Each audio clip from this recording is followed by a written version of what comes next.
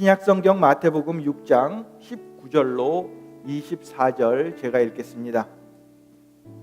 너희를 위하여 보물을 땅에 쌓아두지 말라. 거기는 좀과 동록이 해하며 도둑이 구멍을 뚫고 도둑질을 하느니라. 오직 너희를 위하여 보물을 하늘에 쌓아두라. 거기는 좀이나 동록이 해하지 못하며 도둑이 구멍을 뚫지도 못하고 도둑질도 못하느니라. 내 보물이 있는 그곳에는 내 마음도 있느니라. 눈은 몸의 등불이니 그러므로 내 눈이 성하면 온 몸이 밝을 것이요 눈이 나쁘면 온 몸이 어두울 것이니 그러므로 내게 있는 빛이 어두우면 그 어둠이 얼마나 더하겠느냐. 한 사람이 두 주인을 섬기지 못할 것이니 혹 이를 미워하고 저를 사랑하거나 혹 이를 중히 여기고 저를 경히 여김이라. 너희가 하나님과 재물을 겸하여 섬기지 못하느니라. 아멘. 여러분, 다시 한번 교회 오신 것을 환영합니다. 이 시간 말씀 통해 큰 은혜 받는 귀한 시간 되시길 바랍니다. 우리는 오늘부터 균형이 있는 재정, 균형이 있는 재정이라는 시리즈를 시작합니다. 우리는 다음 6주 동안 우리의 재정에 대해 생각해 보겠습니다. 다음 6주 동안 성경 말씀이 재정을 관리하는 것에 대해 무엇이라고 말했는지 생각해 보겠습니다. 그렇게 함으로 우리가 어떻게 균형 있는 재정을 관리하고 또 하나님께 재정적으로 축복받는 삶을 살 수 있는지에 대해 생각해 보겠습니다. 그 이유는 바로 이것입니다. 이 세상에는 물리적 법칙들이 있는 것처럼 재정적 법칙들도 있습니다. 만약 우리가 물리적 법칙을 어기면 어떻게 됩니까? 우리는 금방 그 결과를 보게 됩니다. 높은 곳에서 뛰어내리면 바로 떨어집니다. 또 벽을 향해 달려가서 부딪히면 바로 다칩니다. 그런데 우리가 재정적 법칙들을 어기면 어떻게 됩니까? 물리적 법칙과는 달리 그 결과를 바로 경험하지 않습니다. 돈을 번 것보다 더 씁니다. 신용카드에 빚을 많이 집니다. 그렇다고 당장 무슨 일이 생기는 것은 아닙니다.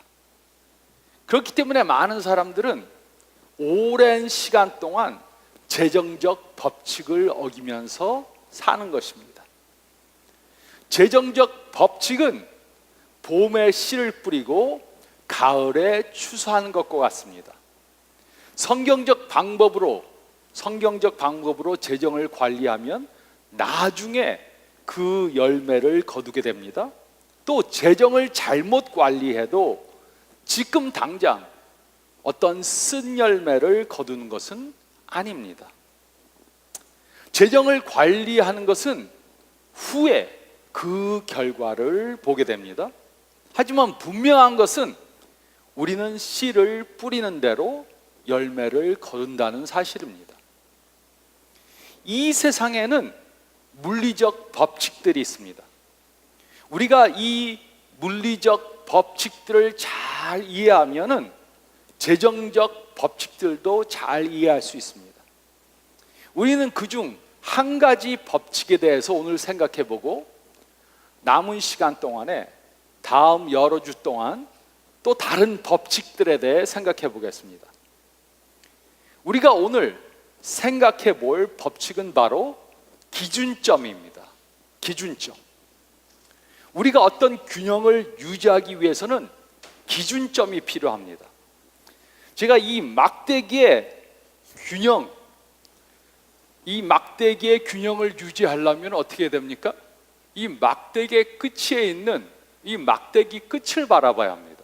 이 막대기 끝을 바라보지 않고 손을 바라보면 넘어집니다. 막대기의 균형을 이루려면 막대기 끝을 바라봐야 합니다. 이와 같이 재정적 균형을 유지하기 위해서 우리는 재정적 기준점을 가지고 있어야 합니다. 막대기의 균형을 유지하려면 막대기 끝에 있는 달러 사인을 바라봐야 하는 것처럼 우리가 재정적 균형을 유지하기 위해서는 바라볼 것이 있습니다. 그리고 그 기준점은 바로 우리의 돈이 어디로 가고 있는가, 우리가 우리의 돈을 어디에 사용하고 있는가, 그것을 아는 것입니다. 즉 우리의 돈을 어디에 얼마를 사용하고 있는가, 그것을 알면 우리는 재정적 균형을 가질 수 있습니다. 그리고 그 기준점을 기초로 예산을 세워서 돈을 사용하면 재정적 균형을 유지할 수 있습니다. 그리고 이것이 바로 재정적 균형을 갖기 위한 첫 번째 법칙입니다. 그래서 우리가 오늘 읽은 이 마태복음 말씀을 보면 예수님께서는 다른 기준점을 갖기 위해 다음에 세 가지를 주의해서 살펴보라, 이렇게 말씀해 주신 것입니다. 그래서 우리가 먼저 읽은 19절, 20절 말씀을 보면은 우리가 재정적 균형을 가지기 위해 우리는 어디에 투자하고 있는지 살펴봐야 합니다. 우리는 어디에 투자하고 있는가, 그것을 살펴봐야 합니다. 우리는 여러 가지 이유로 재정적 균형을 잃을 수 있습니다. 어떤 사람들은 자신만을 위해 돈을 쓰기 때문에 재정적 균형을 잃을 수 있습니다. 이런 사람들은 다른 사람들을 위해 돈을 써야 할 때 후하게 쓰는 것을 배워야 합니다. 또 어떤 사람들은 수입보다 지출이 더 많아서 재정적 균형을 잃을 수 있습니다. 이런 사람들은 자신이 버는 한도 내에서 돈을 쓰는 것을 배워야 합니다. 또 어떤 사람들은 미래에 대한 잘못된 예측 때문에, 미래에 대한 잘못된 예측 때문에 재정적 균형을 이룰 수 있습니다. 연말에 보너스를 받을 거니까 일단 쓰고 보자. 내년에 봉급이 올라갈 테니까는 일단 사고 보자. 70세까지 일할 수 있으니까 지금 돈을 안 모아도 된다. 아니면 복권에 당첨될 테니까 써도 된다. 어떤 사람들은 미래에 대한 이런 예측들을 합니다. 하지만 이런 가정들은 틀릴 수가 있습니다. 그래서 이런 사람들은 미래를 위해 오늘 현실적으로 준비하는 것을 배워야 합니다. 우리 이렇게 여러 가지 이유로 재정적 균형을 잃을 수 있습니다. 그런데 이런 이유들 말고 또 다른 이유로 재정적 균형을 잃을 수 있습니다. 그것은 잘못된 곳에 투자하는 것입니다. 잘못된 곳에 투자하는 것. 19절, 20절은 다음과 같이 기록했습니다. 너희를 위하여 보물을 땅에 쌓아두지 말라. 거기는 좀과 동록이 해하며 도둑이 구멍을 뚫고 도둑질하느니라. 오직 너희를 위하여 보물을 하늘에 쌓아두라. 거기는 좀이나 동록이 해하지 못하며 도둑이 구멍을 뚫지도 못하고 도둑질도 못하느니라. 예수님께서는 이 말씀을 2000년 전에 해주셨습니다. 하지만 이 말씀은 오늘날 우리들에게도 매우 중요합니다. 많은 사람들이 이 세상에다 자신들의 가진 것을 전부 다 투자합니다. 그리고 이 세상 후에 우리가 갈 곳에는 투자하지 않습니다. 많은 사람들이 이 세상에 전부 투자하고 이 세상 후에 갈 천국에 투자하지 않습니다. 그런데 예수님께서는 이 세상만을 투자하는 것에 대해 다음과 같이 말씀해 주셨습니다. 이 세상을 위해 투자하는 돈들은 다 없어지게 됩니다. 우리가 장례식에 가서 고인이 누우신 그러한 관을 보면은 그 관 크기가 다 똑같습니다. 관은 돌아가신 분, 그분의 몸 하나만이 들어가도록 크기가 다 똑같습니다. 그 이유는 그 누구도 이 세상을 떠날 때 자신이 모아둔 돈이나 물질을 가지고 갈 수 없기 때문입니다. 어떤 나이든 부자 한 분이 3명의 목사님들에게 갔습니다. 한 분은 장로교 목사님이었고, 한 분은 침례교 목사님이었고, 다른 한 분은 감리교 목사님이었습니다. 이 부자는 그 목사님들에게 자신의 부탁을 들어주면 10억 원씩 헌금을 하겠다, 이렇게 말했습니다. 10억을 헌금할 테니까 자신이 죽으면 하늘나라에 좀 돈을 가지고 가게 10억 중에서 1억만 자기 관 속에 넣어달라, 이렇게 부탁했습니다. 10억을 헌금할 테니까 죽으면 1억을 자기 관 속에 넣어달라. 그래서 3분의 목사님들은 모두가 그렇게 하겠다 동의하고 10억을 받았습니다.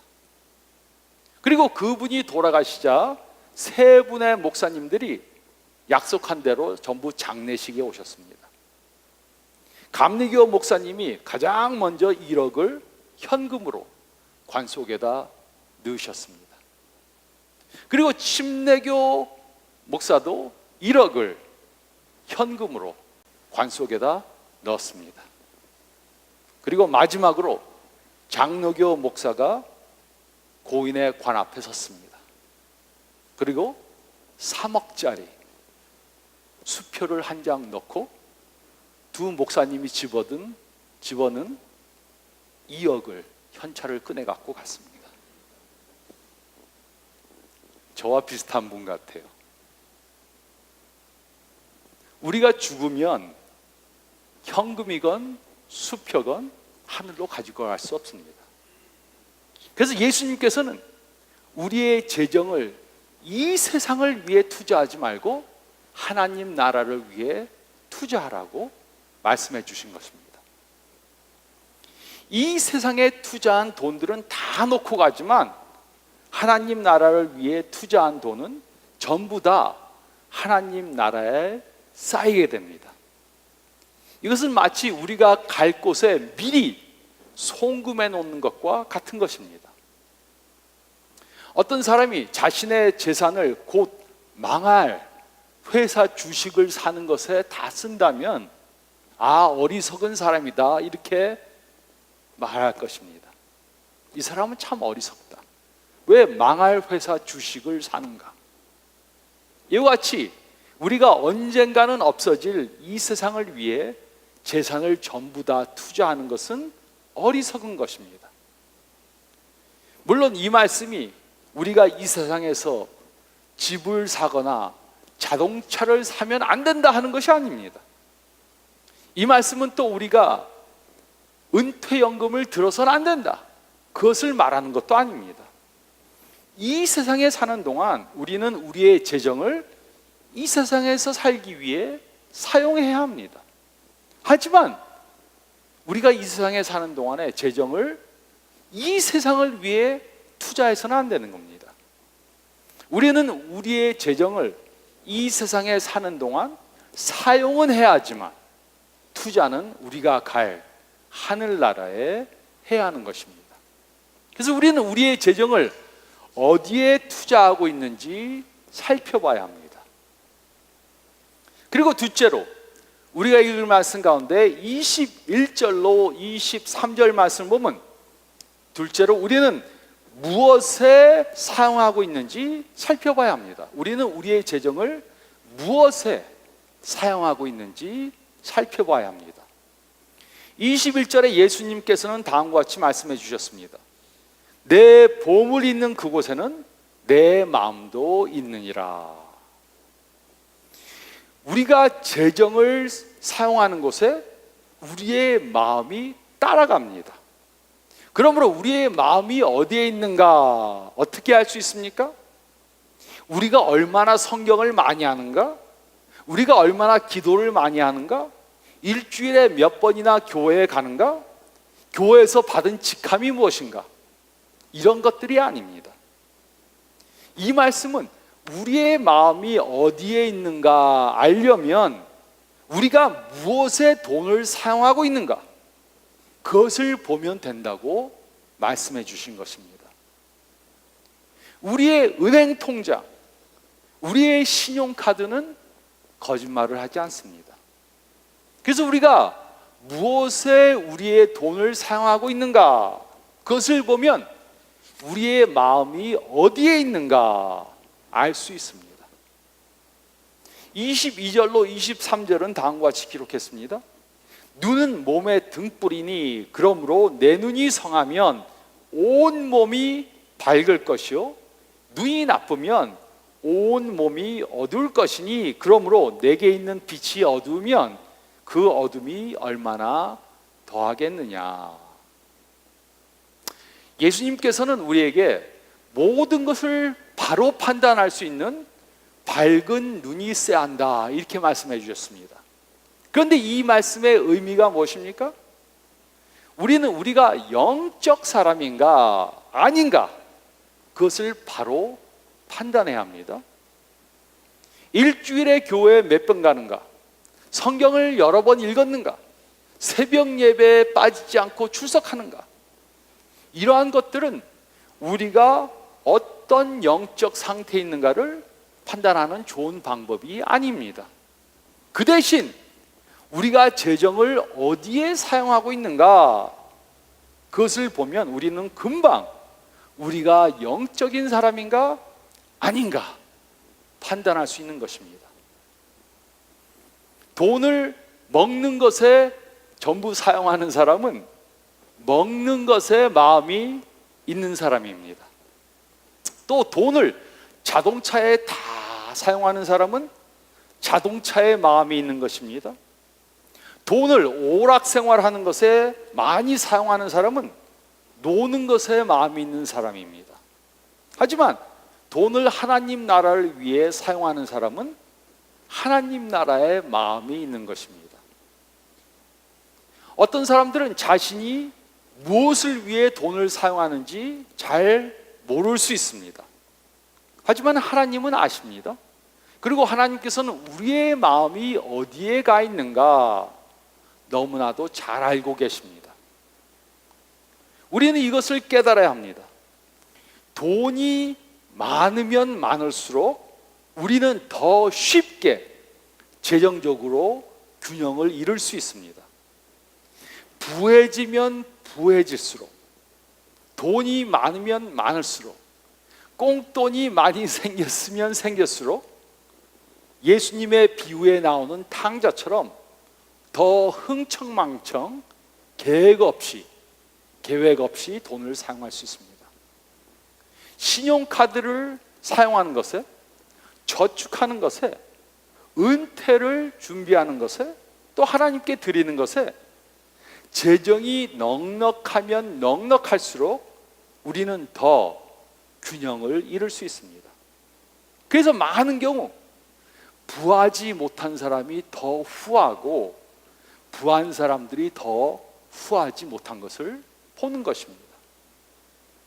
우리는 우리의 재정을 어디에 사용하고 있는가, 무엇에 사용하고 있는지 잘 살펴봐야 합니다. 그리고 또 셋째로 24절 말씀 보면 우리는 누구를 섬기고 있는지 살펴봐야 합니다. 우리는 어디에 투자하고 있는가 살펴보고, 무엇에 사용하고 있는가 살펴보고, 또 누구를 섬기고 있는지 살펴봐야 합니다. 어떤 분들은 왜 교회에서 재정에 대한 설교를 하는가 이렇게 생각할 수 있습니다. 그 이유는 바로 이것입니다. 우리가 구약과 신약에 쓰여진 말씀을 보면 재정 관리에 대한 말씀이 많이 기록되어져 있습니다. 어떤 사람이 세어보니까는 2350절 이상이 재정 관리에 대한 말씀이었다고 합니다. 그래서 우리가 이 하나님의 말씀을 잘 따르면 재정적으로 균형을 유지할 수 있습니다. 하지만 우리가 이 하나님의 말씀을 따르지 않으면 재정적으로 균형을 잃게 됩니다. 그래서 우리가 예수님의 제자라면 성경 말씀을 알고 깨닫고 적용함으로 재정적 균형을 유지할 수 있어야 합니다. 우리는 재정을 성경적으로 관리하는 것을 배워야 합니다. 어떤 사람들은 하나님과 돈은 마치 교회와 정치 같아서 이 두 가지는 분리해서 생각해야 한다, 이렇게 생각합니다. 하나님은 하나님이고 돈은 돈이다. 교회에서는 정치에 대해 말하면 안 되는 것처럼 돈에 대해서도 말하면 안 된다, 이렇게 생각합니다. 하지만 이렇게 생각하는 분들은 이미 하나님과 돈을 섞어서 생각한 적이 있을 것입니다. 만약 직장을 잡기 위해서 기도했다면, 직장에서 승진하기 위해 기도했다면, 돈을 더 벌기 위해 기도했다면, 집을 사고 팔기 위해 기도했다면 벌써 하나님과 돈을 섞어서 생각하고 기도한 것입니다. 그리고 이런 것들을 위해서 기도하는 것은 절대로 잘못된 것이 아닙니다. 경제적으로 축복받기 위해, 그래서 하나님 나라를 위해 쓰기 위해 기도하는 것은 바른 기도를 하는 것입니다. 또 그뿐만이 아닙니다. 예수님께서는 24절에 다음과 같이 말씀해 주셨습니다. 한 사람이 두 주인을 섬기지 못할 것이니 혹 이를 미워하고 저를 사랑하거나 혹 이를 중히 여기고 저를 경히 여김이라. 너희가 하나님과 재물을 겸하여 섬기지 못하느니라.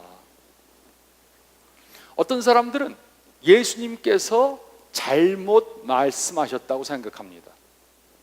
예수님, 하나님과 사탄을 겸하여 섬기지 못하느니라, 이렇게 말씀하려고 한 것 아닙니까?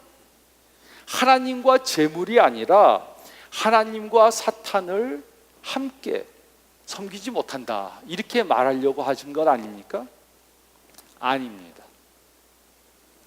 우리가 특별히 이곳에 사는 저희들이 매일 삶 중에 경험하는 것은 하나님과 사탄 사이의 갈등이 아니고 하나님과 재물 사이의 갈등입니다.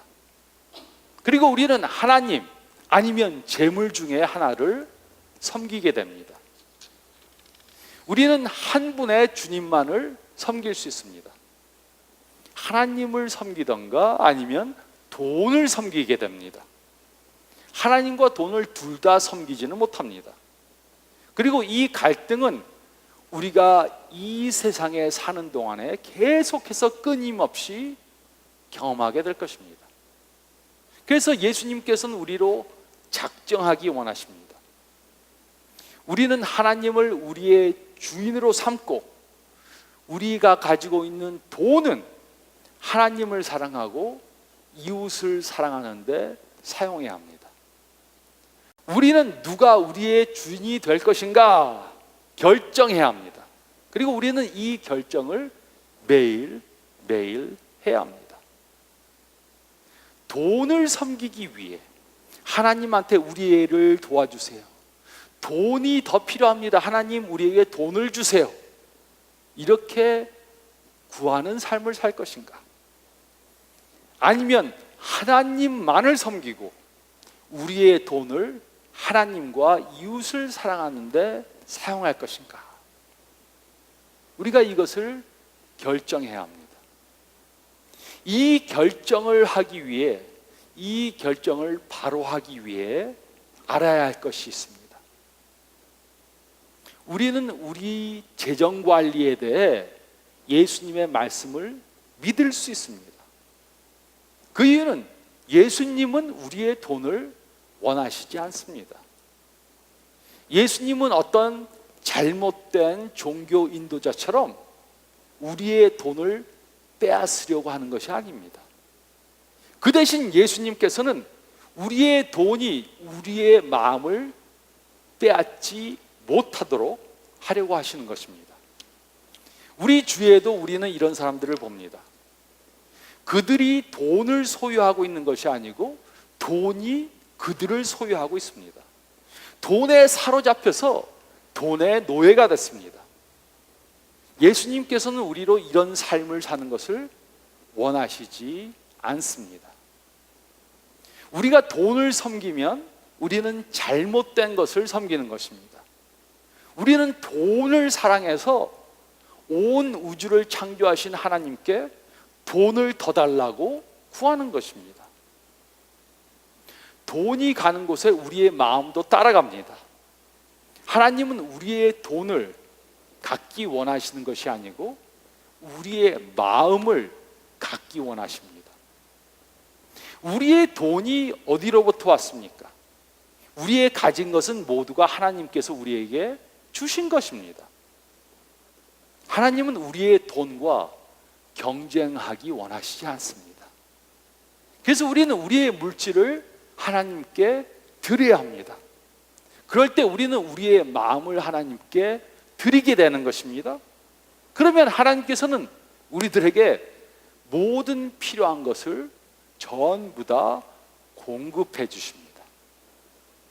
이것은 매우 중요한 진리입니다. 우리가 우리의 재물을 하나님께 바치면 우리의 마음을 바치게 됩니다. 그러면 하나님께서는 우리에게 필요한 모든 것들을 충족해 주실 것입니다. 그래서 우리는 우리가 누구를 섬기고 있는가? 하나님을 섬기고 있는가? 아니면 돈을 섬기고 있는가? 잘 살펴봐야 하는 것입니다. 이번 주 동안 숙제를 하나 드리겠습니다. 숙제가 있습니다. 이번 주 동안 이 숙제를 꼭 하시고 오셔야 합니다. 이번 주 동안 여러분들은 내가 무엇에 돈을 지출하고 있는지 잘 살펴보시기 바랍니다. 그리고 그 목록을 전부 다 기록해 보시기 바랍니다. 날짜, 내용, 금액. 날짜, 내용, 금액. 월요일 3불 50 커피, 1불 50 도너츠, 9불 50 점심. 이런 식으로 매일 돈을 사용하는 것을 날짜를 쓰고 내용을 쓰고 금액을 쓰시기 바랍니다. 우리가 우리의 물질을 어디에 쓰고 있는가, 그것을 알면 우리의 마음이 어디에 가 있는가 알 수 있습니다. 그리고 누가 우리의 주인인지 알 수 있게 됩니다. 이번 6주 시리즈가 마칠 때 우리 모두가 경제적 균형을 되찾기 바랍니다. 재정적 균형을 갖는 것은 지루한 것이 아닙니다. 재정적 균형은 우리에게 자유를 가져다 줍니다. 재정적 균형은 우리가 이미 갖고 있는 것들을 더 누릴 수 있게, 더 즐길 수 있게 해줍니다. 삶 가운데 스트레스를 없애줍니다. 그리고 우리의 물질을 더 후하게 하나님을 사랑하는데 또 다른 사람들을 사용하는데 사용할 수 있게 해줍니다. 이렇게 재정적 균형을 갖는 저와 여러분들이 되시기를 우리들에게 필요한 모든 것을 전부 다 공급해 주시는 예수님의 이름으로 축원드립니다.